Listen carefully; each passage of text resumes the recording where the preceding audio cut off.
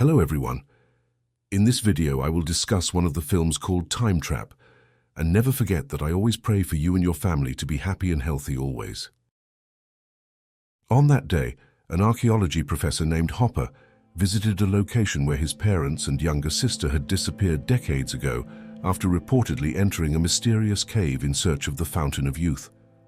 There, Hopper found his parents' dusty car and a notebook filled with strange drawings.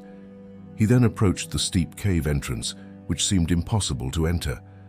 So he decided to check another cave entrance on a hill not far from the site. Upon reaching the hill, Hopper was startled by the appearance of a mysterious man dressed in cowboy attire. This was very peculiar, as it seemed unlikely that the man was a cosplayer. Hopper tried calling out to the man but received no response, as if the man couldn't hear him. Curious, Hopper hurried back home to prepare ropes and supplies for entering the cave.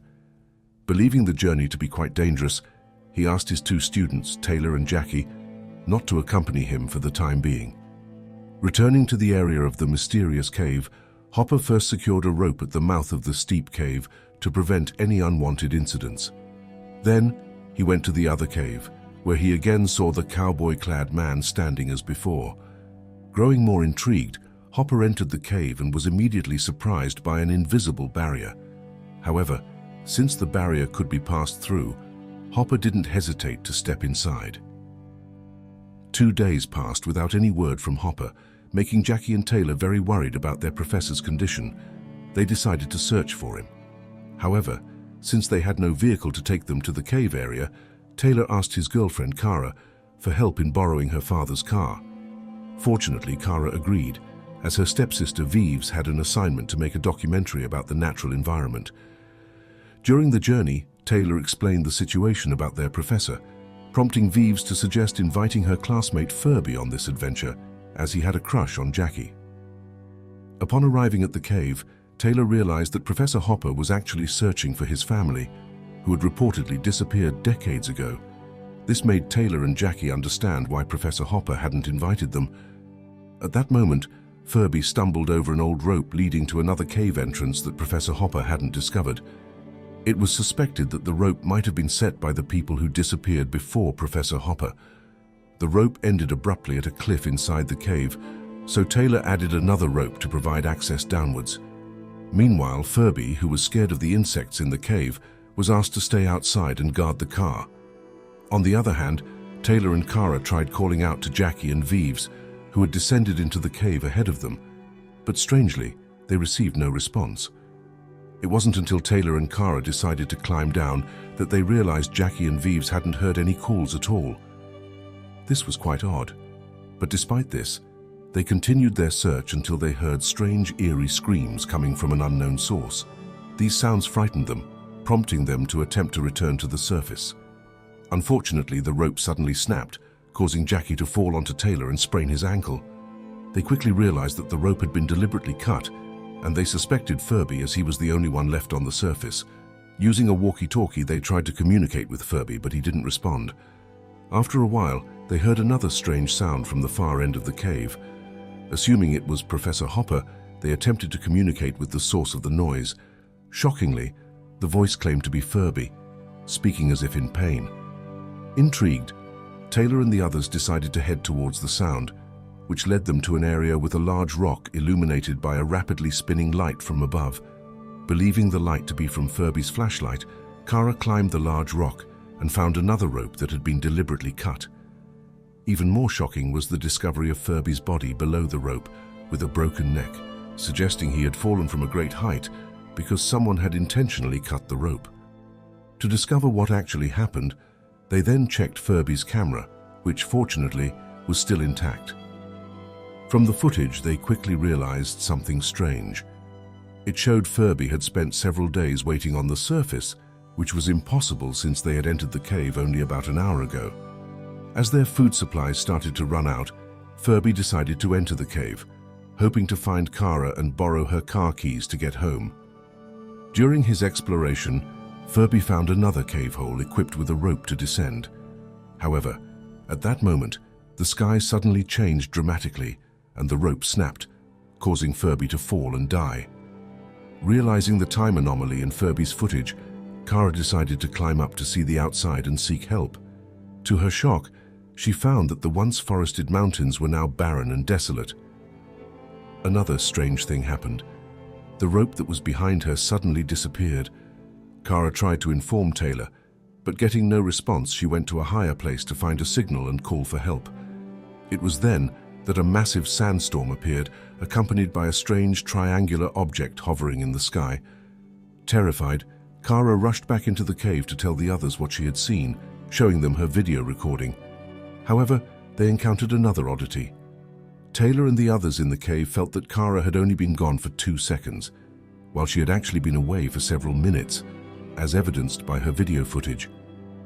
From their findings, Taylor concluded that there seemed to be a time difference between the surface and the area inside the mysterious cave, which explained why their rope suddenly snapped. The rope on the surface had become fragile very quickly and broke due to the time barrier between the surface and the cave interior. Further, Furby's video revealed that he was actually alive after his fall, indicating that the strange noises they heard earlier were indeed from Furby. Then a mysterious figure appeared, and instead of helping Furby, killed him by beating him with a rock, suggesting that there were other people living in the cave. Realizing they were in danger, Kara decided to go back out to get help. At the same moment, something descended from the sky into the cave. It formed a long ladder used by someone in futuristic clothing to enter the cave. Along with this arrival, cave dwellers appeared and tried to attack, but the futuristic person managed to defeat them by placing a collar around one of their necks. Terrified by these events, Taylor and the others decided to flee, eventually reaching an area where they found 2 dead bodies. Upon closer inspection, Taylor and Jackie realized these bodies were actually the parents of Professor Hopper, who had been missing for decades. Not far from this location, they saw 3 other cave dwellers doing something to a cowboy's body. Taylor immediately told the women to leave while he tried to fight off the 3 cave dwellers. Sometime later, after ensuring the cave dwellers had left, Kara decided to check on Taylor, only to find that he had died. At the same time, the futuristic figure reappeared and revealed that they were there to collect the water source inside the cave. The figure then dragged Taylor's dead body to the water source and submerged him in it, which astonishingly brought Taylor back to life. Soon after, 2 more cave dwellers arrived and attacked the futuristic figure, revealing that the figure was actually a human. Seeing that the person was struggling to breathe, Taylor tried to help by offering his helmet, but the man refused, recognizing that his condition was already too dire. Before dying, he informed Taylor and the others that they had once been featured on national TV news after mysteriously disappearing. He also showed another video about humanity's plan to live in space to preserve civilization. Due to severe air pollution, Earth was expected to become uninhabitable within the next 1,000 years. Therefore, a spaceship capable of holding up to 250,000 people and a triangular interplanetary gate had been built. This gate allowed travel from Earth to Mars in just a few hours, as Mars had been successfully terraformed to support human life temporarily. The man also uttered a sentence in an unfamiliar language before he finally died. Realizing that thousands of years had passed outside the cave, Taylor concluded that the man was from a very advanced future with a completely different language. They then found Professor Hopper's bag, prompting Taylor to decide to search alone while asking the women to return to the large rock area and wait for his return. During his journey, Taylor discovered primitive drawings on the walls made by the cave dwellers, proving that they had been there for a very long time. Soon after, Taylor finally found Professor Hopper, who was injured from fighting the cave dwellers.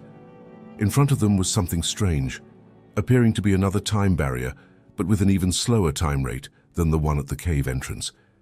Inside this barrier was a little girl, Professor Hopper's sister, being chased by cave dwellers. Unfortunately, she was trapped in an extremely slow time dimension along with ancient warriors who seemed to be racing to reach the Fountain of Youth at a waterfall, the source of the time distortion within the cave.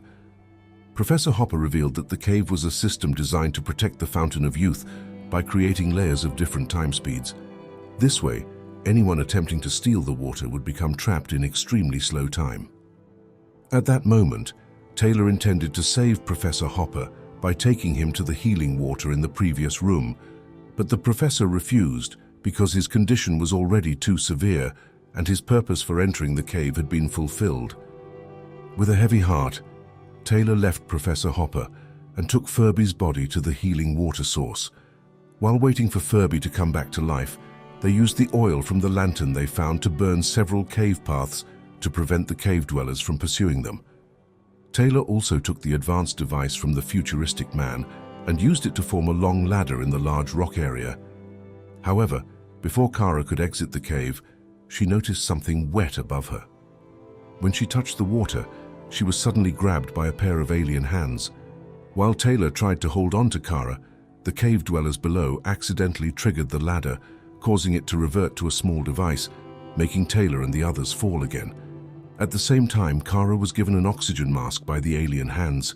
Tentacles then appeared, rescuing Taylor, Jackie, and Vives, followed by Kara, who reappeared wearing different clothes and pulled them all into the water above. The tentacles also pulled Furby and Professor Hopper's bodies. Furby and Professor Hopper, upon awakening, found themselves inside a spaceship leaving Earth. Professor Hopper was shocked to discover that Taylor and the others had managed to save his parents and sister, making it hard for him to believe that he was now older than his parents. The film ended with the spaceship they were on speeding toward Mars. And that's it for the story series of this film. Thank you for watching. Don't forget to support this channel by subscribe, like and share. See you in the next video. Goodbye.